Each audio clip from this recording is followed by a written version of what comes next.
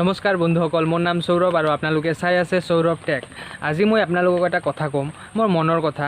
ভাবিছিলোঁ ডাঙৰ হৈ কিবা এটা কৰিম, ভাল এটা জব কৰিম বা জীৱনত এটা ছাকচেছ হ'ম।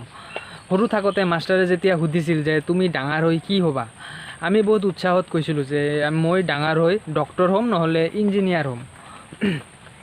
এনেকুৱা হয়তো বহুতেও কৈছে, তলত কমেণ্ট কৰি জনাব কৈছে না নাই। এতিয়া মেইন টপিকটোত যাওঁ। লাহে লাহে মেট্ৰিক পাছ কৰিলোঁ, হাই ছেকেণ্ডেৰী পাছ কৰিলোঁ। হয়তো মই ইমান মেধাৱী ছাত্ৰ নাছিলোঁ বা মোৰ মাৰ্কো ইমান ভাল নাছিল যে মই ডক্টৰ বা ইঞ্জিনিয়াৰৰ লাইনত পঢ়িব পাৰিম। স্কুলৰ সপোন স্কুলতে থাকি গ'ল। কিছুদিন পিছত ঘৰৰ পৰা লাহে লাহে প্ৰেছাৰ আহিল যে এতিয়া ডাঙৰ হৈছা, কিবা এটা কৰ মানে আমাৰ নিচিনা দুখীয়া ঘৰৰ মানুহৰ যিটো ফাৰ্ষ্ট প্ৰিফাৰেঞ্চ থাকে ওইটো ডক্টৰ ইঞ্জিনিয়াৰ নহয়, আচলতে ওইটো এটা চৰকাৰী চাকৰি। যিকোনো চাকৰি, ডিফেন্সে হওক বা অফিচিয়েলি চাকৰিয়ে হওক। ময়ো ভাবিলোঁ যে মোৰ যিখিনি মাৰ্ক আছে এইটো মাৰ্কত ডক্টৰ ইঞ্জিনিয়াৰ নহ'লেও এটা ভাল এটা গভৰ্ণমেণ্ট জব পাই যাম। সিদিনাৰ পৰাই মই ফিল্ডত নামি গ'লোঁ।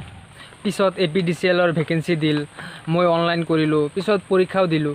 কিন্তু এতিয়ালৈকে ইয়াৰ ৰেজাল্টে অহা নাই। পোষ্টেল এপইণ্টমেণ্ট, নিযুক্তি নাই। আছাম টেট, প্ৰশ্ন ফাদিল, SI, ছাব ইন্সপেক্টৰ। 3 বছৰ না 4 বছৰ আগত ভেকেঞ্চি ওলাইছে, মোৰে মনত নাই কেতিয়া ওলাইছে।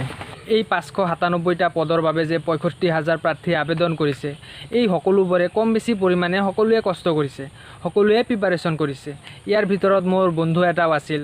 ইয়াৰ আৰ্থিক অৱস্থাও ইমান ভাল নহয়, ইয়াৰ দেউতা নাই, ই কষ্ট কৰি পঢ়ি আছে। কিন্তু ই যিখিনি প্ৰিপাৰেশ্যন কৰিছে, ই ভাল প্ৰিপাৰেশ্যন কৰিছে আৰু এক্সামত ইয়াৰ বহুত কমন প্ৰশ্নও আহিছিল। কিন্তু ছিষ্টেমৰ গাফিলতিৰ কাৰণে ই পৰীক্ষাৰ পৰা বঞ্চিত থাকি গ'ল। মই যেনিবা দিয়া নাছিলোঁ এইটো পৰীক্ষা, আৰু দিয়া নাই ভালেই হৈছে।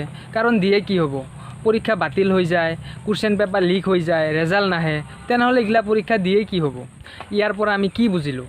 চৰকাৰৰ দুৰ্বলতা। কাৰণ সামান্য এটা পৰীক্ষাই ভালদৰে পাতিব নাপাৰে, তেনেহ'লে ইয়াক আমি আৰু কি ক'ম। মাহে মাহে অলপমান টকা, কিছুমান বিনামূলীয়া আঁচনি, এইবিলাক দিয়ে চৰকাৰে আমাক সন্তুষ্ট ৰাখিব বিচাৰি আছে, আৰু আমি সন্তুষ্ট হৈয়ে আছোঁ। মেইন কথাটো কি? মেইন কথাটো হ'ল বনাই আছে আৰু আমি হৈয়ে আছোঁ। আমাৰ দেশৰ যিটো মেইন সমস্যা, নিবনুৱা সমস্যা, এইটোৰ ফালে যদি চৰকাৰে অলপ ভালদৰে গুৰুত্ব দিয়ে, তেনেহ'লে হয়তো আমাৰ দেশৰ যিটো প্ৰব্লেম ওইটো বহু পৰিমাণে নাইকিয়া হৈ যাব।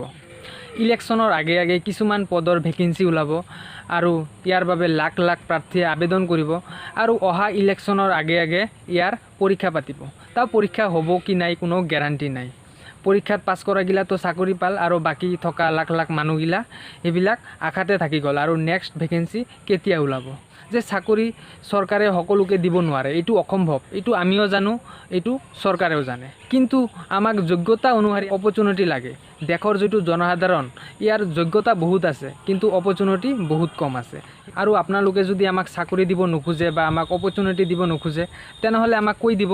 ডিম্পুদাই আমাক এটা ভাল বিজনেছৰ আইডিয়া দিছে, গাহৰি পুহিম। ভিডিঅ'টো মোৰ আজি কেনেকুৱা লাগিল বন্ধুসকল?